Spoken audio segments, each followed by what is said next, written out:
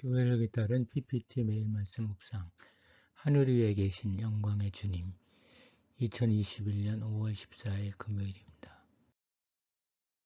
오늘의 말씀 출애굽기 24장 15에서 18절, 요한계시록 1장 9에서 18절입니다. 첫 번째 본문 출애굽기 24장입니다. 출애굽기 24장은 출애굽기 19장, 즉 여호와께서 시내산에서 그의 백성들에게 강림하셨다는 기사에서 시작되고 있는 일련의 기사에 대한 이상적인 끝맺음을 제공해 줍니다. 출애굽기 19장에서 이스라엘 백성이 조심스럽게 사흘 동안 준비를 하고 여호와의 임재를 상징하는 두려운 징조들 가운데서 여호와께서 그들에게로 강림하십니다. 출애굽기 20장에서는 여호와께서 뇌성 가운데서 기다리는 이스라엘 백성에게 당신과의 관계 속에서의 생활의 기본적인 원칙에 대해서 말씀하고 계시며, 그 뒤에는 백성들의 응답이 따라오고, 그 다음에는 20장 2절에서 23장 33절까지 해서 모세에게 그 원칙들을 일상생활에 적용하는 특별한 경우들에 대하여 말씀하십니다. 그런 다음 24장에서 이스라엘 백성에게 그 모든 것을 가르쳐 주었을 때 그들은 이 모든 계시에 대하여 기쁨으로 화답하고 있습니다. 이스라엘 백성은 긍정적인 반응을 보였습니다. 즉 관계에 관한 언약은 적절한 의식 절차를 통해서 맺어졌고, 이스라엘의 지도자들은 이전보다 훨씬 더 친밀한 여호와의 임재를 경험할 수 있게 되었습니다. 그리고 모세는 율법과 계명, 더 나아가서는 이스라엘 백성이 이에 응답하여 살아가는 데 필요한 지침을 기록한 돌판들을 받기 위해서 더 높은 곳으로 나아오라는 명령을 듣고 있습니다. 모세는 여호와가 산에 올라오라는 말씀을 따라 혼자서 산으로 더욱 높이 올라갑니다. 여호와께서 모세를 부른 이유는 율법과 계명이 담겨있는 언약의 돌판을 받기 위해서였습니다. 모세가 산에 올랐을 때 구름이 온 산을 덮고 있었습니다. 여호와께서는 모세를 구름 가운데서 부르셨고 모세는 그 안으로 들어갔습니다. 이는 구름이 거룩한 인도, 거룩한 교제, 그리고 하나님의 임재에 대한 특별한 상징임을 가리킵니다.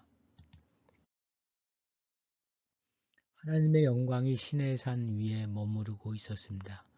하나님의 영광은 하나님의 현현에 대한 경험이라 할 수 있습니다. 모세가 정상에 올라간 지 6일이 지나고 7일째 되던 날 하나님이 모세를 부르셨습니다. 이 모든 광경이 이스라엘 사람들에게는 산 꼭대기에서 타오르는 불처럼 보였습니다. 17절에 여호와의 영광은 이스라엘 자손의 눈에 맹렬한 불같이 보였다. 그것은 그들에게 천둥 번개나 화산 분출과도 같은 현상으로 보였음에 틀림이 없습니다. 하지만 이 말의 의미는 하나님의 현현에 대한 말이며 여호와께서 강림하신 사실을 생생하게 상징해지고 있는 묘사입니다. 모세는 시내산 정상 구름 속으로 들어가 거기에서 40일간을 머뭅니다. 이 기간 동안 모세는 장막과 그 안에서 사용할 도구들을 어떻게 만들어야 하는지 배웠습니다. 산에서 내려오는 모습은 32장 15절에 나옵니다. 여호와께서 모세를 산으로 부르신 사건은 여호와께서 특별한 장소에서 특별한 시간에 특별한 중보자인 모세를 통해서 말씀하시고 또 주셨다는 사실을 특별하게 보충해 주는 것입니다. 나아가 출애굽기 24장은 하나님의 임재라는 주제로 한데 묶여져 있습니다. 즉 이 장은 특별한 무리로 하여금 그의 면전으로 나아오라는 특별한 부르심으로 시작하고 있으며 그와의 친밀한 관계 속에서 언약을 맺는 기사로 진행되어 가고 있으며 모세로 하여금 그의 임재 속으로 더 가까이 나오도록 부르고 계십니다. 오늘의 말씀 두 번째 본문 요한계시록 1장입니다.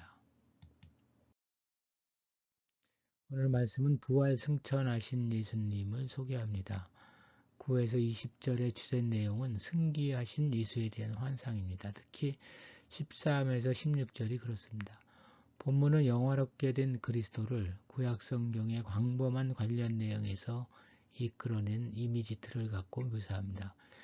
여기서 예수님은 높아지고 존엄하고 지혜롭고 판단이 예리하고 영광을 받고 전능하고 능하고 권위적이고 완전한 지배권을 갖고 있고 모든 것을 심판하고 영광스러운 분으로 제시됩니다. 그 예수님께 사용된 이미지가 구약 성경에서 하나님에게 속한 이미지라는 것을 생각할 때 예수님은 하나님과 하나이고 구약 성경 전체의 소망과 예언의 성취입니다. 13절의 인자 같은 이는 예수님을 가리킵니다. 그 예수의 모습을 문자 그대로 상상해 봅시다. 그럴 경우 외계인의 모습이 떠오를 것입니다. 그러므로 여기에서 예수의 모습은 문자적으로 이해하기보다는 구약적 배경을 바탕으로 이해해야 합니다.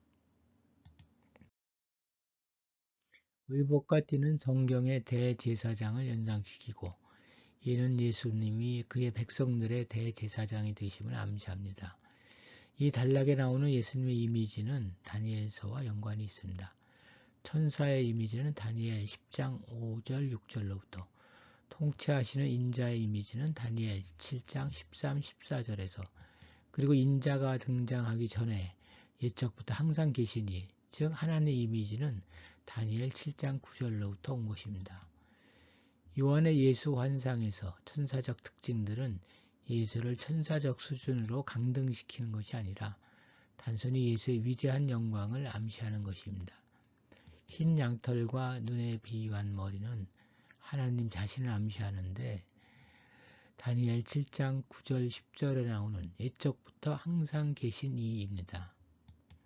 불꽃과 같은 눈은 신적인 존재나 천사들의 초자연적으로 타오르는 눈을 묘사할 수 있습니다. 불에 단련한 금속은 에스겔서에서 하나님의 영광을 묘사합니다. 많은 물소리와 같은 은 하나님 자신의 음성의 소리를 생각나게 합니다. 예수의 칭호인 인자 같은 이는 다니엘 7장 13, 14절에서 하나님의 대리인으로 다스릴 인물을 상기시킵니다.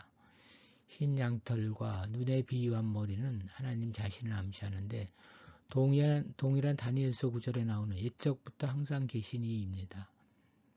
예수님에 대해 하나님을 묘사하는 데 사용하는 언어를 사용합니다. 예수님의 얼굴은 또한 해처럼 비칩니다. 헬라 문헌들은 때때로 신들을 태양이나 혹은 광선과 같이 빛나는 것으로 묘사합니다. 유대계 문헌 또한 하나님 자신에 대해서도 그렇게 말합니다. 예수의 불꽃 같은 눈, 흰 머리, 그리고 빛난 주석 같은 발 등의 요점은 그 성경에 나오는 하나님의 몇몇 환상들처럼 빛 혹은 불을 발하시는 분이라는 겁니다. 여러 신들이 검을 지니고 있는 것으로 묘사되지만 그러나 이러한 이미지는 이사야 11장 4절과 하나님의 말씀을 검을 가지고 있는 전사로 묘사하는 유대교적 이미지를 암시합니다. 전체적으로 요한은 다니엘 7장 9에서 14절에서 하나님과 메시아적 인물에 대한 묘사를 그리스도에게 통합하여 적용시키고 있습니다. 오늘 말씀은 예수님이 영원성과 우주적인 악의 세력들에 대한 권능성을 소유하고 있음을 보여줍니다. 나아가 그리스도는 자신의 죽음과 부활의 결과 하늘과 땅을 지배하는 권세를 얻으셨습니다. 예수님은 요한계시록 1장 8절에 여호와와 같이 모든 역사, 아니 사실은 모든 세력에 대한 처음과 마지막이 되는 주권자이십니다. 우리는 땅의 현실이 하늘의 현실을 지배하고 있다고 생각하도록 그렇게 시험받을 때 이 같은 사실을 기억해야만 합니다.